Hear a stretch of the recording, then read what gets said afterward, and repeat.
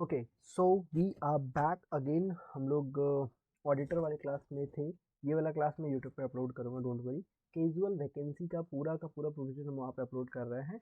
अगर कोई ऑडिटर, हम लोग ऑलरेडी ईडीटी वन फाइल करना सीख लिया था। ईडीटी वन कैसे फाइल करना है उसका प्रैक्टिकल फॉर्म फाइलिंग भी है। अगर सेपरेट जो ज्वाइन जो मेंबर्स के लिए वीडियो था उसमें तो मैंने पूरा डिटेल डाल दिया है, क्योंकि उसमें वो प्राइवेट है, कोई प्रॉब्लम नहीं है।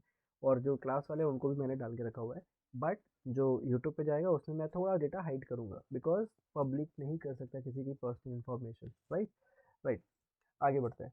जब भी हम लोग ऑडिटर अपॉइंट करते हैं and that auditor is a casual vacancy. Casual vacancy क्या होता है? कैजुअल वैकेंसी का मतलब होता है मैंने किसी बंदे को ऑडिटर अपॉइंट किया था, वो बंदा काम कर रहा था, अचानक से बोला यार मेरे को मन नहीं कर रहा है कंपनी में काम करने का। क्यों?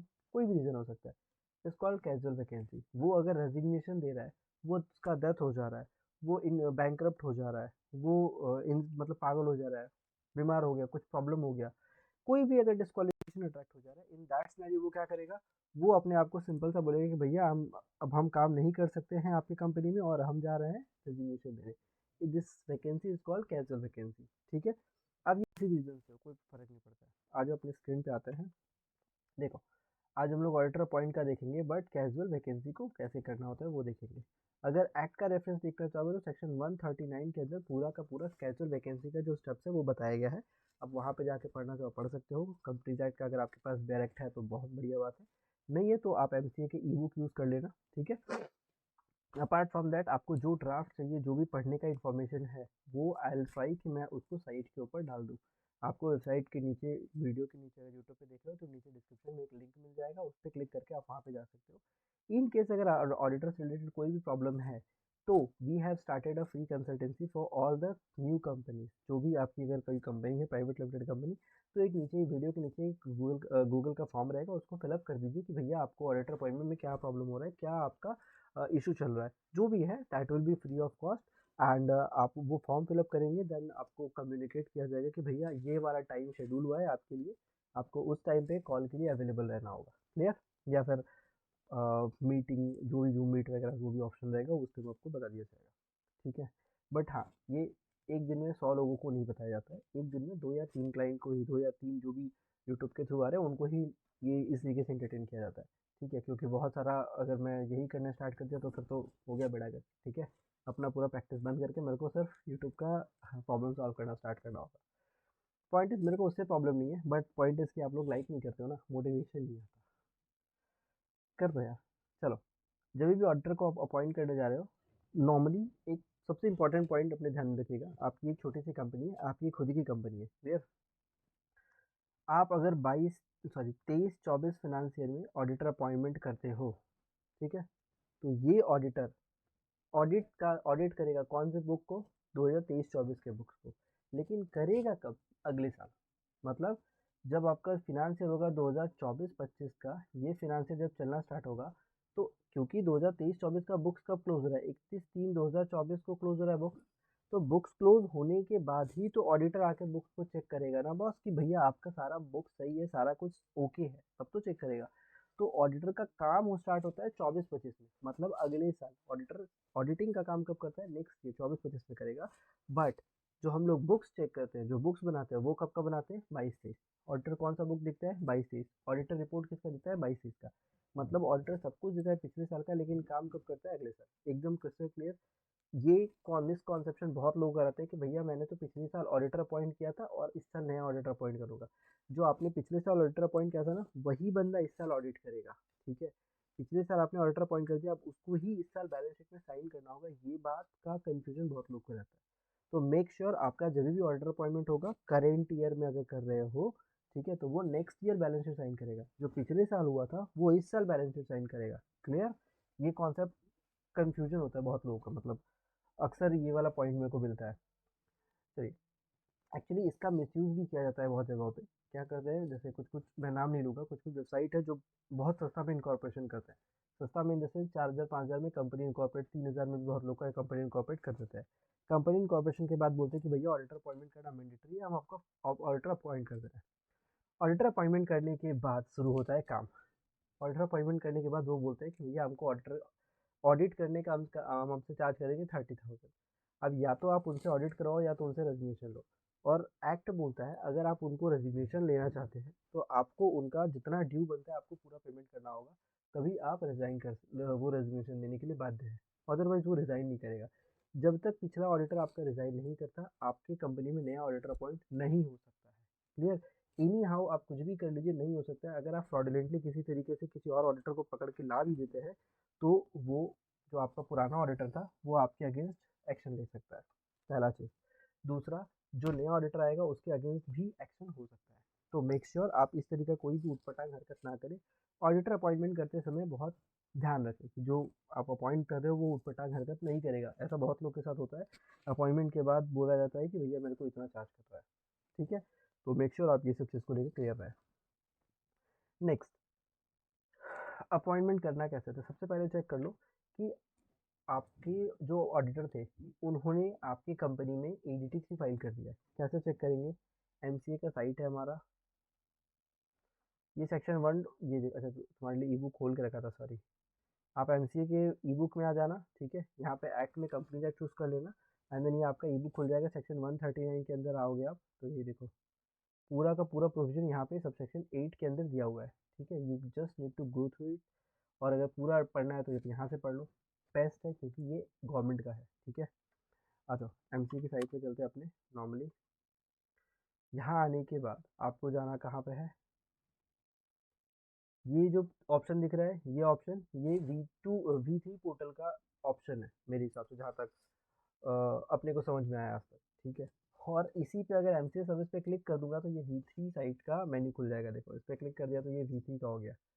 इंटरफेस चेंज हो गया ना, इसमें ऑप्शन भी चेंज हो जाते हैं। कुछ कुछ ऑप्शन V2 पोर्टल पे नहीं है और V3 पे है, ऐसे करके ऑप्शन चेंज हो जाता है। जो भी है, तो आपको आना है व्यू पब्लिक डॉक्यूमेंट के ऊपर, या फिर अगर आप यहाँ पे भी हो तो भी आपको कोई प्रॉब्लम नहीं, यहाँ पे आपको डॉक्यूमेंट रिलेटेड सर्विसेज आ जाएंगी।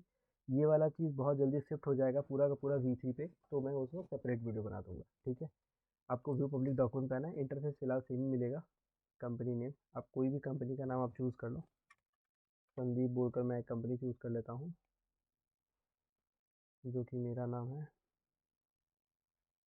मान लो ये कंपनी चूज़ कर लेता हूँ। ठीक है, अब मेरे को चेक करना है कंपनी का ऑर्डर ई फाइलिंग। ठीक है, ऑर्डर ई फॉर्म डॉक्यूमेंट्स में जाना है, इसी के अंदर एडीटी 3 मिलता है। अब देखो 2023 में क्या इसका कुछ भी ऑर्डर नहीं फाइल हुआ है? देखो कुछ भी फाइल नहीं हुआ, मतलब इसका ऑडिटर का एडीटी 3 नहीं फाइल हुआ है, ऑडिटर अपॉइंटमेंट भी फाइल नहीं हुआ है। 2022 में कुछ भी फाइल नहीं हुआ है, 2021 में कुछ भी फाइल नहीं है, 20, मतलब अब जिस भी साल अगर आपका करेंट फिनेंशियल तो करेंट ईयर में तो डेफिनेटली रहेगा कि कैसी घटिया कंपनी पकड़ ली मैंने। अभी कुछ अच्छा देखो 2019 में इसका एडीटी 1 फाइल हुआ है। ठीक है, इसका 2019 में एडीटी 1 फाइल किया हुआ है। क्लियर? तो अब यहाँ पे मान लो इसके नेक्स्ट एडीटी 3 यहाँ पे आपको मिल गया, मतलब एडीटी 3 फाइल हुआ है और कौन से डेट फाइल हुआ है। तो कैजुअल वैकेंसी में सबसे पहला स्टेप होता है कि आपको रेजिग्नेशन लेटर लेना।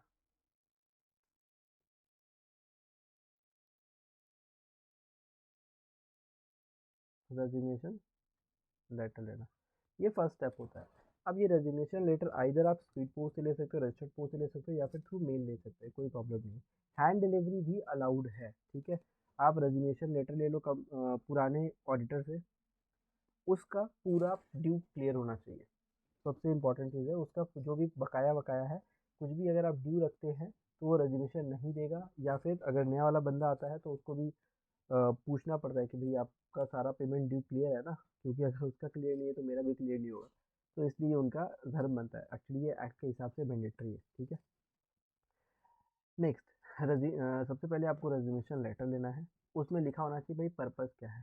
ठीक है, पर्पज़ मेंशन होना चाहिए कि भाई प्री ऑक्यूपेंसी है, ऑडिटर के पास टाइम नहीं है, या फिर हो सकता है वो किसी इन क्या बोलते हैं उसको, इंटरेस्ट अक्वायर कर लिया हो, कोई डेथ हो गया। अब डेथ में किसी का रजिस्ट्रेशन नहीं होगा, ऑब्वियसली डेथ सर्टिफिकेट होगा। ठीक है, जो भी है। नेक्स्ट, रेजिग्नेशन लेटर आपके पास आ गया। नेक्स्ट, सबसे पहला काम, बोर्ड के पास 30 डेज का टाइम होता है। कितने डेज का सर? बोर्ड के पास 30 दिन का टाइम होता है, और इस 30 दिन के अंदर बोर्ड का जो जिम्मेदारी है कि वो किसी भी ऑडिटर को ढूंढ के लाएगा कि भैया कौन सा बंदा है जो हमारे कंपनी में ऑडिट करने के लिए अच्छा है, बन सकता है। अब ये जो प्रोसेस है ना, आपको पहले से पता रहता है कि हम इसको बुलाने वाले हैं, मिस्टर डैश को बुला लेते हैं, या फिर आप रिजाइन कर दो, हम इनको चूज कर लेते हैं। जब आपके पास पहले से कोई ऑर्डर रहता है तभी आप नया ऑर्डर के पास जाते हो। ऐसा नहीं है कि पहले रजिस्टर लिए उसके बाद खोजना स्टार्ट करते हो, बहुत रेयरली ऐसा होता है। ठीक है, नॉर्मली जो प्राइवेट कंपनियां होती हैं उनमें यही सिस्टम होता है, मतलब यही प्रैक्टिकली ट्रेंड यही होता है कि भाई आप एक काम करिए, मेरी कंपनी का सब कुछ आप देखिए और हम इनसे रेजिग्नेशन ले रहे हैं। अब बोर्ड के पास 30 दिन का टाइम है, जब बोर्ड एक बंदे को अपॉइंट करेगा एज अ ऑडिटर। ठीक है, पॉइंट है कि अगर ये अपॉइंटमेंट ड्यू टू रेजिग्नेशन है, किस लिए है? ड्यू टू रेजिग्नेशन है। अब रेजिग्नेशन होगा तो उसका रीज़न भी होगा। अगर ये हो रहा है ड्यू टू रेजिग्नेशन, तो आपको शेयर होल्डर्स का अप्रूवल लेना पड़ेगा इन जनरल मीटिंग, और ये जनरल मीटिंग आपको विद इन 3 मंथ करना होगा। तो ये मैं बताऊंगा, बहुत इजी तरीका बताऊंगा। ठीक है, ये जनरल मीटिंग आपको विद इन 3 मंथ करना होगा। प्राइवेट कंपनियों के लिए क्या बेस्ट होता है वो मैं बताऊंगा अभी, डोंट वरी, प्रैक्टिकल एस्पेक्ट समझा दूंगा अभी आपको। ठीक है, इतना लंबा टाइम नहीं लगेगा, डोंट वरी। तो आपके पास 30 दिन के अंदर, एक्ट बोलता है 30 दिन के अंदर बोर्ड एक बंदे को अपॉइंट कर ले, रिकमेंड कर ले कि भैया हम इसको अपॉइंट करना चाहते हैं, और नेक्स्ट 3 मंथ के अंदर शेयर होल्डर्स का आप अप्रूवल ले लो। जैसे ही शेयर होल्डर्स का अप्रूवल आ जाता है, आप ADT 1 फाइल कर दो, खत्म बात, आपका अपॉइंटमेंट डन। क्लियर? ये होता है नॉर्मल एक्ट जो बोलता है। अब अपॉइंटमेंट जब भी आप करोगे ना ऑडिटर का, कौन कौन सा डॉक्यूमेंट रिक्वायर्ड होता है? पहला, आप कंपनी क्या करेगी, एक लेटर भेजेगी।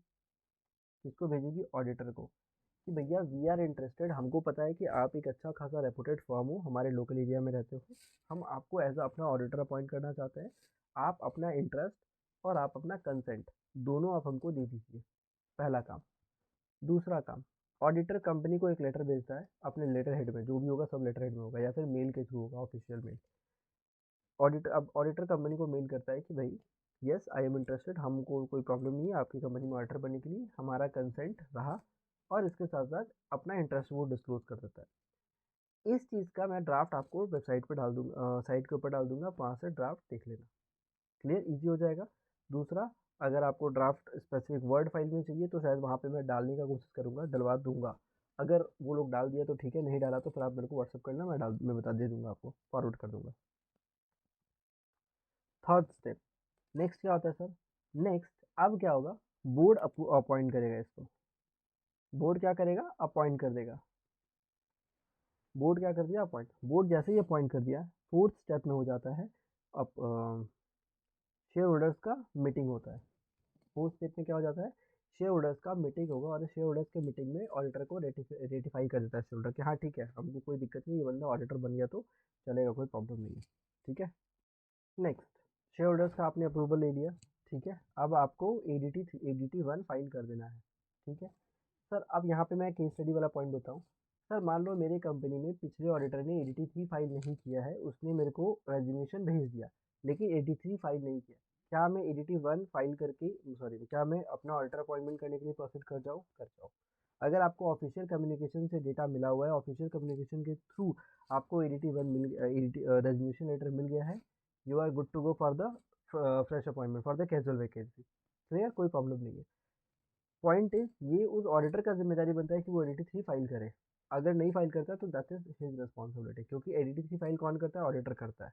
कंपनी का इसमें कोई रोल नहीं होता, बहुत छोटा सा फॉर्म होता है, बस रीजन और किस कंपनी का है, बस यही बेसिक डिटेल देना पड़ता है, और कुछ देना नहीं पड़ता है, और DSC ला के ऑडिटर फाइल करता है। तो पॉइंट इज, ये पूरा ऑडिटर का रिस्पॉन्सिबिलिटी है, अगर वो नहीं फाइल करता है तो भी आपके ऊपर कोई एक्शन नहीं होगा। Is it clear? ठीक है, नेक्स्ट आगे बढ़ते हैं। अब देखो प्रैक्टिकली कैसे होता है, जो प्राइवेट लिमिटेड कंपनी है, छोटी कंपनी है, या फिर OPC है, जो भी छोटी छोटी कंपनी है, इनके इस सिनेरियो में क्या होता है, सबसे पहले कंपनी के थ्रू एक इंटीमेशन लेटर भेज देता है ऑर्डर को कि हम आपको ऑर्डर बनाना चाहते हैं, आप इंटरेस्टेड है कि नहीं।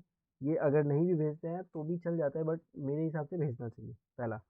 दूसरा, ऑर्डर से एक ऑफिशियल कम्युनिकेशन आ जाना चाहिए, उसका इंटरेस्ट और उसका एक्सेप्टेंस लेटर दोनों आ जाना चाहिए, ये दोनों तो मस्ट हो गया आप मेरे तरफ से। ठीक है, थर्ड स्टेप इज, अब आता है कंपनी के एंड पे, आपको बोर्ड अपॉइंट, जो आज का डेट क्या है, मान लो आज का डेट है 31, आज का डेट क्या, आज है ही 31/3/2021 31 जनवरी है। ठीक है, अब मेरे को आज की डेट में मेरे को अपॉइंट करना है, और प्राइवेट कंपनी है, हमारे यहाँ 2 डायरेक्टर हैं, 2 ही शेयर होल्डर है, एकदम, और कुछ नहीं है। मैं क्या करूँगा, मैं सुबह 10 बजे एक बोर्ड मीटिंग बुलाऊँगा, ठीक है? 10:30 में बोर्ड मीटिंग कंप्लीट करता हूँ और इसमें एक ऑडिटर को अपॉइंट कर लेता हूँ। इसमें मैंने ऑडिटर को अपॉइंट कर लिया। 10 बजे बोर्ड मीटिंग बुलाया, 10 बजे बोर्ड मीटिंग कंप्लीट कर लिया। अब 10 बजे बोर्ड मीटिंग बुलाने के लिए मैंने 9 बजे नोटिस भेज दिया था। 9 बजे नोटिस भेजा, शॉर्टर नोटिस है, बोर्ड मीटिंग शॉर्टर नोटिस पे बुलाया, बोर्ड आया, शॉर्ट सबने बोर्ड ने कंसेंट दिया कि हाँ ठीक है कोई दिक्कत नहीं है। बोर्ड मीटिंग हुआ, 10 बजे मीटिंग स्टार्ट, 10:30 बजे मीटिंग खत्म। फिर 11:30 में मैंने एक नोटिस भेजा, ठीक है, शॉर्टर नोटिस पे किसको भेजा, शेयर होल्डर को नोटिस भेज दिया 11:30 बजे कि आज शाम को 3 बजे एक जनरल मीटिंग है, ठीक है। और ड्यूरिंग दैट प्रोसेस मैंने शॉर्टर नोटिस का कंसेंट ले लिया, तो जनरल मीटिंग भी शॉर्टर नोटिस में होगा। ये सारा सेम डेट पे हो रहा है, देखो जनरल मीटिंग भी मेरा सेम डेट पे हो गया, ठीक है। तो मेरा बोर्ड मीटिंग सेम डेट पे, जनरल मीटिंग सेम डेट पे। अब ये देखो 31 तारीख को ही मेरा बोर्ड मीटिंग भी हो गया, 31 तारीख को मेरा जनरल मीटिंग भी हो गया, और 31 तारीख को ही मैं ADT 1 भी फाइल कर दूंगा फॉर अपॉइंटमेंट। कितना सिंपल प्रोसेस है। एक्ट बोलता है कि आपको 3 महीने का टाइम मिलता है। ये कब होता है, जब आपकी कंपनी बड़ी है, पब्लिक कंपनी है, लिस्टेड कंपनी है, बहुत सारे डिफरेंट डिफरेंट शेयर होल्डर्स है, तब आपको वो सारा प्रोविजन में बहुत माथा फोड़ना पड़ता है, क्योंकि उसका शेयर होल्डर्स अप्रूवल बहुत स्ट्रिक्ट होता है, बहुत ज़्यादा कंप्लायंस के साथ होता है। बट प्राइवेट लिमिटेड कंपनी जिसमें एक ही डायरेक्टर है, एक ही शेयर होल्डर, सॉरी 2 ही डायरेक्टर है, वही दोनों शेयर होल्डर, या फिर फैमिली ओन्ड कंपनी है, तो कोई प्रॉब्लम ही नहीं है बॉस। आप बोर्ड मीटिंग करो शॉर्टर नोटिस पे, शेयर होल्डर्स मीटिंग करो शॉर्टर नोटिस पे। ऐसा कहीं नहीं लिखा गया कि आपको शॉर्टर नोटिस इतने दिनों बाद करना है। आपको शॉर्टर नोटिस करना 1 घंटे बाद कर लो, सॉरी शॉर्टर मीटिंग करना 1 घंटे बाद कर लो, कोई प्रॉब्लम नहीं है। अगर आप कंप्लायंस कर सकते हो कर लो, कोई प्रॉब्लम नहीं है। तो सिंपल, मैं तो भाई कर सकता हूँ। 10 बजे एक बोर्ड मीटिंग किया, 10:30 बजे खत्म, 11:30 में नोटिस दिया, 3 बजे मीटिंग स्टार्ट किया, 4 बजे खत्म, और 4:30 5 बजे तक मैंने DT 1 फाइल कर दिया, खत्म। देखो मैं एक फॉर्म तो आपको नहीं दिखा सकता, but I can share you one thing, attachment में क्या क्या जाता है, ठीक है। अटैचमेंट में क्या क्या जाता है, ये जस्ट एक ड्राफ्ट वाला अटैचमेंट है, ज़्यादा कुछ नहीं मिलेगा इसमें। जैसे यहाँ देखो, eligible letter for consent, consent letter एक गया है, certified true copy of resolution, ये शेयर होल्डर्स मीटिंग का रेजोल्यूशन है, और पुराने ऑडिटर का हमने रेजोल्यूशन यहाँ पर डाला हुआ है, क्लियर। रेजोल्यूशन नंबर कभी 1 नहीं डालना चाहिए आपको, जब भी रेजोल्यूशन नंबर, क्या नाम है, रेजोल्यूशन नंबर डालना है आपको 5 ही डालो, 4 के ऊपर डालो, ठीक है। और तो कुछ खास नहीं है, बस यही है। और फिर आपको अपना प्री स्क्रूटनी वगैरह जो भी है कर लेना है, ठीक है। मैं और डिटेल नहीं शेयर कर सकता आपके साथ, डोंट वरी, मतलब सॉरी। जो मतलब आप अगर क्लासेस वाले हो, फुल जो कंपनी लॉ क्लासेस है, उसमें मैंने ये सब कुछ डाला हुआ है। प्लस मेंबर्स के लिए जो वीडियोस कुछ हैं, उनमें शायद आपको डेटा मिल जाएगा, ठीक है, क्योंकि वो वहाँ पे कॉन्फिडेंशियल डेटा बोल कर कुछ नहीं है, आपको दिखाया जा सकता है वो सारा इन्फॉर्मेशन। बट पब्लिकली मैं नहीं दिखा सकता, पता चला जिस क्लाइंट का डिटेल दिखा दिया, वही क्लाइंट वीडियो देख लिया, तो प्रॉब्लम हो जाएगा ना। You have to understand my problem as well. आगे बढ़ते हैं हम लोग, ठीक है। सो अभी आगे बढ़ते हैं। देखो ADT 1 और ADT 3, ये दोनों फॉर्म अभी के टाइम पे V2 पोर्टल पे, मतलब पुराने वाले पोर्टल के ऊपर है। आपको फॉर्म डाउनलोड करना है, फॉर्म को फिलअप करना होगा, देन उसमें DC लगाना है, उसको फिर प्री स्क्रूटनी करके अपलोड करना होता है, ठीक है। ये आपका पुराना वाला पोर्टल है। अभी नया वाला पोर्टल में अभी ये दोनों फॉर्म नहीं किया हुआ है। जब ये फॉर्म नया पोर्टल में चला जाएगा, I make that video as well, आपको उस वक्त अपडेट कर दिया जाएगा, ठीक है। तो आई गेस ऑडिटर अपॉइंटमेंट से रिलेटेड कोई भी प्रॉब्लम नहीं है। अभी देखो, जब तुम ऑडिटर अपॉइंटमेंट करने जाओगे, स्टेप्स बता दे रहा हूँ, ध्यान से लिख लो। पहला स्टेप, रेजिग्नेशन लो, रेजिग्नेशन लेटर जरूर लो। ADT 3 अगर फाइल हो गया बहुत बढ़िया बात है, नहीं फाइल हुआ है स्टिल आपके पास रेजिग्नेशन लेटर है, दैट इज वेल सफिशिएंट कि आपने रजिस्ट्रेशन ले लिया, आपकी कंपनी ने रेजिग्नेशन ले लिया है, ठीक है। पहला हो गया, आपके पास रजिस्ट्रेशन लेटर आ गया। दूसरा, सेकंड स्टेप, दैट इज आपको कंसेंट भेजना है कंपनी के एंड से। कंसेंट लेटर प्रिपेयर, सॉरी एक इंटीमेशन लेटर प्रिपेयर करो कि भैया हम आपको ऑडिटर अपॉइंट करना चाहते हैं। ये आपको ड्राफ्ट मिल जाएगा साइट के ऊपर, ठीक है। तीसरा, कंपनी को कंसेंट भेज दिया। नेक्स्ट आ जाए, ऑडिटर की तरफ से इंटेंशन आ जाएगा, उसका कंसेंट, और वो इंटरेस्टेड है बीइंग ऑडिटर बनने के लिए। ये भी आपको ड्राफ्ट में आपको दे दूंगा। तो रेजिग्नेशन लेटर का भी मैं आपको ड्राफ्ट डाल दे रहा हूँ। जो बेसिक ड्राफ्ट होता है बीइंग एन ऑडिटर, जो वो लोग बनाते हैं, वो मैं आपको ड्राफ्ट दे दूंगा कि अगर आपको भाई लग रहा है कि ऑडिटर बोला यार बस मैं साइन कर दूंगा, तो ड्राफ्ट भेज दे, तो वो भी मैं डाल दूंगा कि तुम बस ड्राफ्ट भेजो, उसे साइन करवा लो, बोलो मेल करने, ठीक है। नेक्स्ट, कंपनी के एंड से लेटर क्या भेजना हो तो वो भी मैं ड्राफ्ट दे दूंगा। ऑर्डर के एंड से क्या रिस्पॉन्स आना चाहिए, वो भी मैं ड्राफ्ट दे दूंगा, ठीक है, कि आप बस साइन करवा लो उनसे, ठीक है। Next, fourth step is share holder का अप्रूवल। शेयर होल्डर का अप्रूवल का रेजोल्यूशन मैं आपको दे दूंगा जो कि अटैच होता है इन एडीटी 3, तो वो भी मैं आपको यहाँ पे डाल दे रहा हूँ कि भैया आपको रेजोल्यूशन कैसे प्रिपेयर करना है। बस सिंपल सा उसको देखो, डेटा चेंज करो, अपलोड, प्रिपेयर करो शेयर होल्डर्स रेजोल्यूशन, ठीक है। और कुछ खास करने का जरूरत नहीं है। अगर आपको नोटिस वोटिस बनाना है तो वो नोटिस का जो सिंपल प्रोसेस होता है वही करना होगा। बोर्ड रेजोल्यूशन भी बनाना है तो शेयर होल्डर को, अब बोर्ड रेजोल्यूशन बनाने की जरूरत नहीं, आप शेयर होल्डर्स अप्रूवल ले ही रहे हो, ठीक है। So ultimately you have 3 month to do all the things, ठीक है। अगर आप नहीं कर रहे हो तो भी आप एक दिन में बैठ के ये सारा प्रोसेस करके एडीटी 3 फाइल कर, सॉरी ऑडिटर को अपॉइंट कर सकते हो। That's a very easy job, बहुत आसान काम है।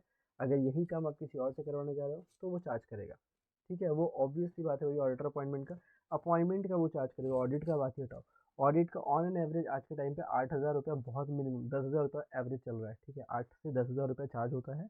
अगर आपकी कंपनी रनिंग है, प्रॉफिटिंग है, तो फिर वो 15, 20, 25, 35, 50 जो भी हो सकती है, ठीक है। बट मिनिमम जो मैं बोलूँ 8 से 10 का स्टैंडर्ड चलता है। कुछ कुछ लोग और भी कम में करते हैं, लाइक अगर लॉस मेकिंग कंपनी है, कंटिन्यू लॉस में चल रही है, बस ऐसी बनी हुई है, तो बहुत सारे एक्सेप्शनल केसेस में कम में भी किया जाता है, ठीक है।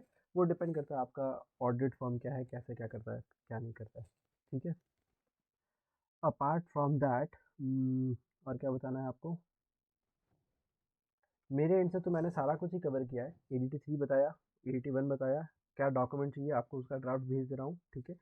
अपार्ट फ्रॉम दैट अगर कुछ भी बच रहा है आप कमेंट कर दो, या फिर अगर आपको स्पेसिफिक कंसल्टेंसी चाहिए इसके ऊपर फ्री ऑफ कॉस्ट, देन आपको गूगल फॉर्म फिलअप करना होगा।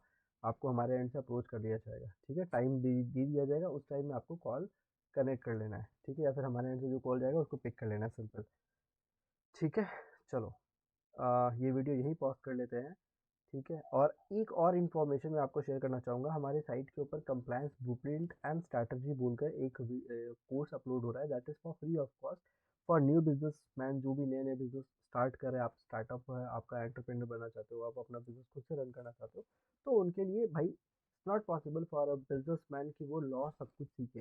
तो उसको जो जो चीज़ पता होना चाहिए उस वीडियो में सारा कुछ डाला है, उस कोर्स में सारा कुछ डाला गया है, including this video as well.